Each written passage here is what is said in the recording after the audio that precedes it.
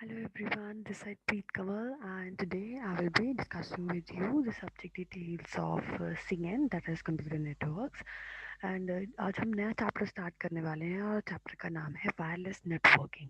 तो आज हम पढ़ेंगे कि नेटवर्किंग के बारे में, जैसे कि हम लोग सब कुछ जान चुके हैं नेटवर्किंग क्या होती है, कैसे होती है, कौन कौन सी चीज़ें उसमें इन्वॉल्व होती हैं, एक पीसी के अंदर क्या क्या, एक सिस्टम के अंदर क्या क्या इंपॉर्टेंट चीज़ें हैं, कौन कौन से इंपॉर्टेंट डिवाइसेस हैं जो कि हमारे सिस्टम के अंदर होने चाहिए। सॉफ्टवेयर पार्ट पे, हार्डवेयर पार्ट पे हमारे पास क्या क्या चीज़ें होनी चाहिए जिससे कि हमें पता चलेगा कि किस तरह से हमारा सिस्टम जो है वो वर्क कर रहा है। एंड लॉन्ग विद दैट उससे हमारे नेटवर्किंग जो है वो, नेटवर्किंग के लिए कौन कौन से डिवाइसेस सबसे ज़्यादा ज़रूरी हैं। तो जब हम बात करते हैं वायरलेस नेटवर्किंग की, जो दैट मीन्स कि इस तरह की नेटवर्किंग जिसके अंदर वायर्स इन्वॉल्व नहीं है। तो अगर वायर्स इन्वॉल्व नहीं है तो हमारी नेटवर्किंग किस तरह से हो रही है उसके बारे में हम आज डिस्कस करेंगे। बेसिक इंट्रोडक्शन हम आज डिस्कस करेंगे वायरलेस नेटवर्किंग की। जो वायरलेस नेटवर्क है, it is an interconnection of many systems. बहुत सारे सिस्टम्स का इंटरकनेक्शन होता है wireless networking. It is capable of providing service to mobile users. तो ये जो वायरलेस नेटवर्क है, इसमें बहुत सारे सिस्टम्स जो हैं उनको इंटरकनेक्ट किया जाता है, और इस तरह के systems which are capable of providing service to mobile users within a particular geographic region. तो मोबाइल यूज़र्स को सर्विस प्रोवाइड करने के लिए, जैसे कि हम मोबाइल फ़ोन यूज़ करते हैं, उसी तरह से अगर हम अपने मोबाइल फ़ोन को नेटवर्क का पार्ट बनाना चाहते हैं, चाहे हमारा मोबाइल फ़ोन हो, चाहे हमारा लैपटॉप हो, कोई भी डिवाइस जो कि वायरलेस का पार्ट बन सकता है। इस तरह से बहुत सारे सिस्टम्स जो कि सर्विस प्रोवाइड करते हैं एक पर्टिकुलर जियोग्राफिक रीजन में, that may be a country और अ कॉन्टिनेंट, तो उसे हम बोलते हैं वायरलेस नेटवर्क। तो उसके अंदर जो डेटा है वो रेडियो वेव्स, इलेक्ट्रिकल वेव्स के थ्रू कैरी होता है, it move from one node to another. Generally जब हम नेटवर्किंग की बात करते हैं तो हम वायर्स की बात करते हैं, ईथरनेट केबल्स की बात करते हैं, उनके थ्रू हमारा डेटा जो है वो ट्रांसफ़र होता है। लेकिन अगर हम वायरलेस नेटवर्किंग की बात कर रहे हैं तो रेडियो वेव्स यानी कि एंटेनाज जो हैं वो इन्वॉल्व हैं। एंटेनाज के थ्रू आपकी जो सिग्नल्स हैं, इलेक्ट्रिकल सिग्नल्स हैं, वो हाई एंड वेव्स में, रेडियो वेव्स में, इलेक्ट्रिकल वेव्स में कन्वर्ट होते हैं। And then after the signals travel, और उसके अंदर कोई भी जो दो सिस्टम्स हैं, कंप्यूटर्स हैं या मोबाइल्स हैं या लैपटॉप्स हैं या जो भी आप उस सिस्टम के बीच में यूज़ कर रहे हो, उनमें कोई भी फिजिकल कनेक्शन या वायर्ड केबल्स जो हैं वो यूटिलाइज नहीं की जाती हैं को, और सारा कुछ जो है वो रेडियो वेव्स के थ्रू ही काम होता है। तो इसमें जो मेन डिवाइसेस, जो मेन कंपोनेंट्स यूज़ होते हैं वो है हमारे base stations, mobile switching centres और पीएसटीएन। अगर हम कंपेयर करें वायर्ड नेटवर्क या केबल नेटवर्क्स को वायरलेस नेटवर्क्स से, तो एडवांटेजेस क्या हैं? एडवांटेजेस वायरलेस नेटवर्क्स के ओवर वायर्ड नेटवर्क्स हैं, सबसे पहले है मोबिलिटी, कि हम अपने सिस्टम को लेकर एक नेटवर्क के अंदर, उसके रीजन के अंदर कहीं भी लेकर जा सकते हैं, घूम सकते हैं, उसे उठा के लेके जा सकते हैं। कोई अगर डिस्टेंस है, थोड़ा सा ज़्यादा भी डिस्टेंस है, तो भी उसमें मोबिलिटी का जो बेनिफिट है वो हमें मिलता है वायरलेस नेटवर्किंग के अंदर। हमें एक जगह पे स्टिक होके बैठने की ज़रूरत नहीं है, बस हमें नेटवर्क की रेंज के अंदर होना चाहिए। आप कहीं भी बैठ के अपना काम जो है वो कर सकते हैं कहीं। The next one is the installation speed and cost. तो अगर हम इंस्टॉलेशन की बात करें तो एक simple device is needed, and other than that हमें कोई भी वायर्स, केबल्स वगैरह जो है उनको कनेक्ट करने की कहीं से भी ज़रूरत नहीं होती।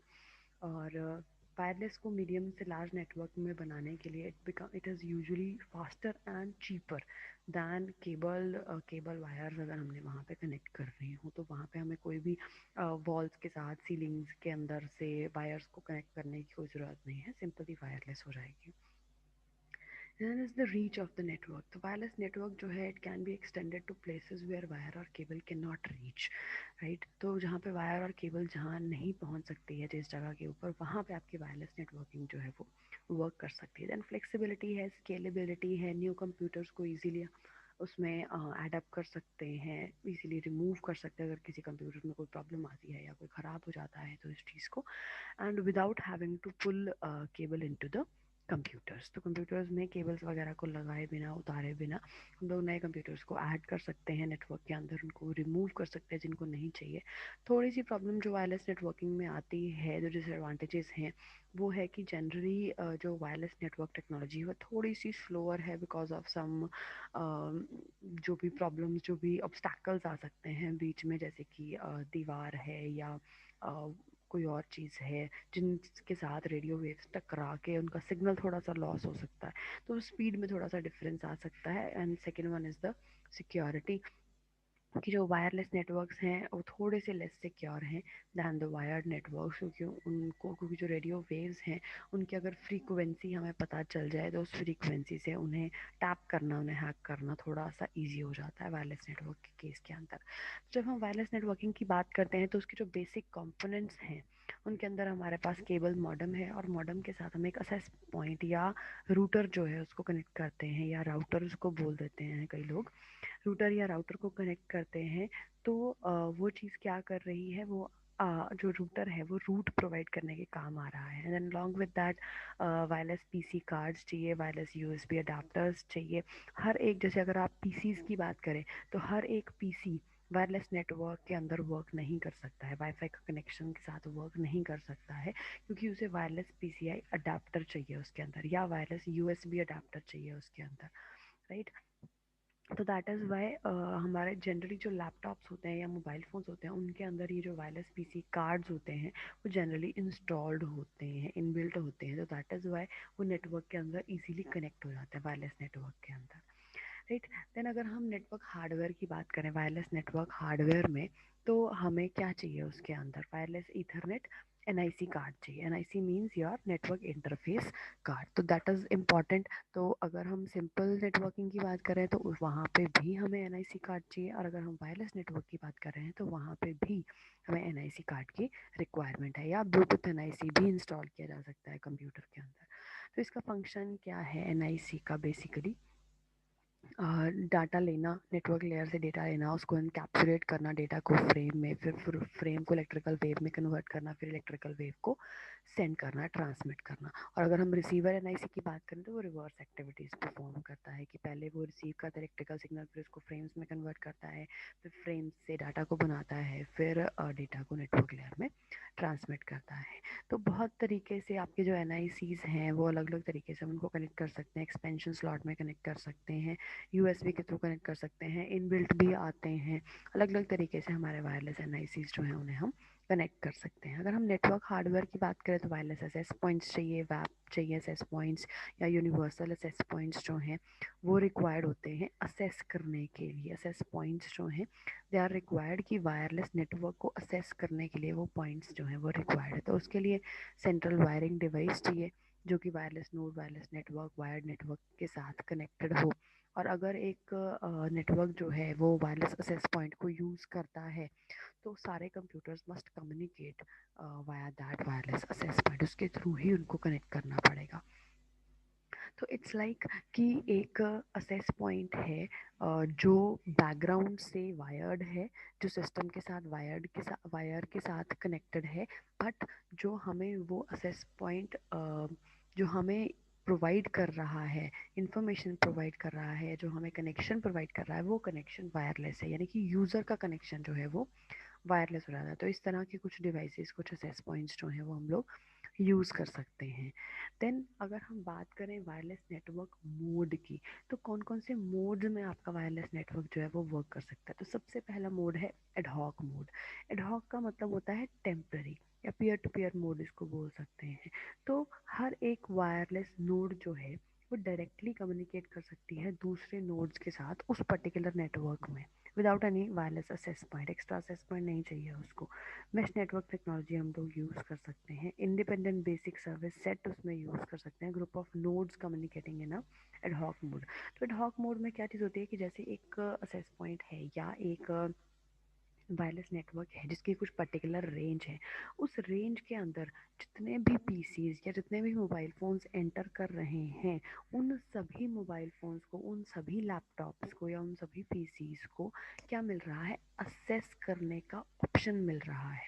उस नेटवर्क को असेस करने का ऑप्शन मिल जाता है और वो एक एडहॉक मोड में उसके साथ कनेक्ट हो जाते हैं। तो जैसे ही वो रेंज से बाहर जाते हैं वो उस मोड से निकल जाते हैं। तो that is why it is called as a ad hoc mode, कि वो टेम्पररी कनेक्शन है एक तरीके का। जब आप उस रेंज के अंदर आओगे तो आपका कनेक्शन हो जाएगा, जब आप उस रेंज से बाहर चले जाओगे तो आपका कनेक्शन जो है वो टूट जाएगा। Next one is the infrastructure mode, right. तो इंफ्रास्ट्रक्चर मोड में क्या चीज़ है, all the wireless node communicate to one another via wireless access point. तो जितने भी वायरलेस नोड्स हैं वो एक दूसरे के साथ कम्युनिकेट करते हैं वायरलेस असेस पॉइंट के थ्रू। तो स्टार नेटवर्क टोपोलॉजी इसमें यूज़ कर सकते हैं इंफ्रास्ट्रक्चर मोड के अंदर, कि इंफ्रास्ट्रक्चर ऑलरेडी बना हुआ है, बेसिक सेट बना हुआ है, एक्सटेंडेड सर्विस सेट बना हुआ है, हर एक चीज़ जो है वो कनेक्टेड है, वायरलेस एक्सेस पॉइंट जो है वो इंस्टॉल्ड है। अगर बेसिक सर्विस की बात करें, सर्विस सेट की, बीएसएस की बात करें, तो उसमें एक एक्सेस पॉइंट है। अगर एक्सटेंडेड बेसिक सर्विस सेट की बात करें तो दो से ज़्यादा एक्सेस पॉइंट्स हैं। दैट मीन्स वो भी आपस में कम्युनिकेट कर सकते हैं। एक प्रॉपर इंफ्रास्ट्रक्चर ऑलरेडी बनाया हुआ है। उस इंफ्रास्ट्रक्चर के अंदर आपका जो सिस्टम है, जो आपके पीसीज हैं या जो भी आपके लैपटॉप्स या जो भी आप डिवाइसेस यूज़ कर रहे हो नेटवर्क को असेस करने के लिए, तो वो उस पर्टिकुलर इंफ्रास्ट्रक्चर के थ्रू वर्क कर सकते हैं। तो मीन्स दो तरह के मोड्स हैं। एक है कि उसी इंफ्रास्ट्रक्चर के अंदर अगर आप हो तो आप उसको असेस कर सकते हो, उसका कुछ आपके पास अगर असेस की सर्विसेज असेस का ऑप्शन है आपके पास तो आप उसको असेस कर सकते हो, अदरवाइज नहीं कर सकते हो। एडहॉक मोड में क्या चीज़ है, ओपन टू ऑल है। जो भी उस एरिया के अंदर रेंज के अंदर आएगा वो उसको असेस कर पाएगा, उसको कोई स्पेशल परमिशन या स्पेशल कोई पासवर्ड या लॉगिन आईडी लेने की ज़रूरत नहीं है, राइट। तो इस तरह से हमारे जो वायरलेस नेटवर्क हैं उसके डिफरेंट डिफरेंट मोड्स हैं जिनके साथ हम लोग वर्क कर सकते हैं। अगर हम इनको वायरलेस और सॉरी एडहॉक और इंफ्रास्ट्रक्चर मोड को अगर हम कंपेयर करें आपस में, तो इट इज़ समथिंग लाइक जो एडहॉक मोड है उसके अंदर इंडिपेंडेंट बेस्ड सर्विस सेट है। तो एक पीसी है जो एडहॉक मोड क्रिएट कर रहा है, उसके रेंज के अंदर जैसे ये दो लैपटॉप्स आ रहे हैं तो they are connected to each other. लेकिन यहाँ पे बेसिक सर्विस सेट के अंदर आपका ये वायर्ड ईथरनेट नेटवर्क है, इसका हार्डवेयर असेस पॉइंट बना हुआ है। ये पीसीज जो है वो सर्वर की तरह एक्ट कर रहे हैं, उन सर्वर्स के साथ जो असेस पॉइंट है वो कनेक्टेड है। अब ये जो असेस पॉइंट है, जब ये आपकी इसकी जो रेंज है उस रेंज के अंदर जितने भी सिस्टम्स आ रहे हैं और इनके इनके अंदर जो बेसिक इनको इंफॉर्मेशन जो चाहिए, जो बेसिक रिक्वायरमेंट है इस असेस पॉइंट के साथ कनेक्ट होने की, तो वो अगर इनके पास है, उसका लॉगिन अथॉरिटी है, तो ये इस असेस पॉइंट के साथ कनेक्ट हो पाएंगे, अदरवाइज नहीं हो पाएंगे। तो ये एक पर्टिकुलर प्रैक्टिकल इंफ्रास्ट्रक्चर बन जाता है, तो इसलिए इसको इंफ्रास्ट्रक्चर मोड बोलते हैं। और ये इंडिपेंडेंट है, ये कभी भी कहीं से भी बन सकता है। जैसे आप ब्लूटूथ कनेक्ट करते हो तो अगर आपने अपने फ़ोन पर ब्लूटूथ ऑन किया और किसी दूसरे का ब्लूटूथ ऑन है फॉर एग्जांपल, राइट, तो क्या होता है, तो आपको ऑप्शंस मिल जाती हैं कि आप किसी भी ब्लूटूथ को के साथ कनेक्ट कर सकते हो। अगर आपने अपना फ़ोन का ब्लूटूथ ऑन किया, कोई भी डेटा अपने फ्रेंड के साथ फॉर एग्जांपल शेयर करने के लिए, तो क्या होता है वहाँ पे, तो आपको अगर किसी और का ब्लूटूथ भी ऑन है तो उसका भी आपको सामने डेटा आ जाता है कि ये सारे ब्लूटूथ जो है वो ऑन है, तो आप किसको डेटा सेंड करना चाहते हो, तो आप अपने फ्रेंड के फ़ोन का ब्लूटूथ का नाम देखते हो और फिर वहाँ पे आप सेंड करते हो। अगर आप किसी और पे भी सेंड कर दो, या आप अपने ब्लूटूथ से या आपने for example wifi hotspot on किया है और आपने उस पर कोई भी पासवर्ड नहीं लगाया है, आपने उसे ऑन किया था अपने किसी फ्रेंड की हेल्प करने के लिए, लेकिन आपके उस हॉटस्पॉट के एरिया के अंदर जितने भी और फ़ोन्स होंगे उनको भी आपके फ़ोन का एक्सेस जो है वो मिल जाएगा। अगर उसमें पासवर्ड नहीं है तो, पासवर्ड होगा तो भी मिल जाएगा एक्सेस, लेकिन उसमें उनको पासवर्ड लगाना पड़ेगा।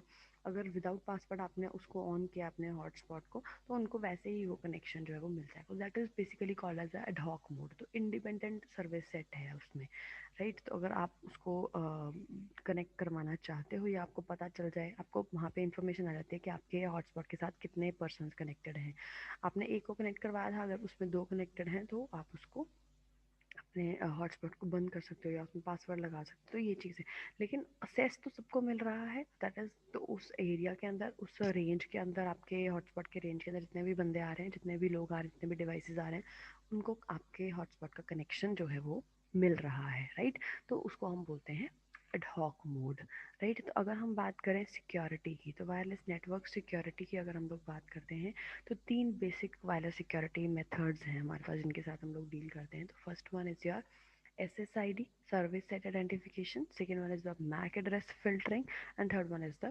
encryption। तो इसे बोलते हैं वायरलेस नेटवर्क सिक्योरिटी।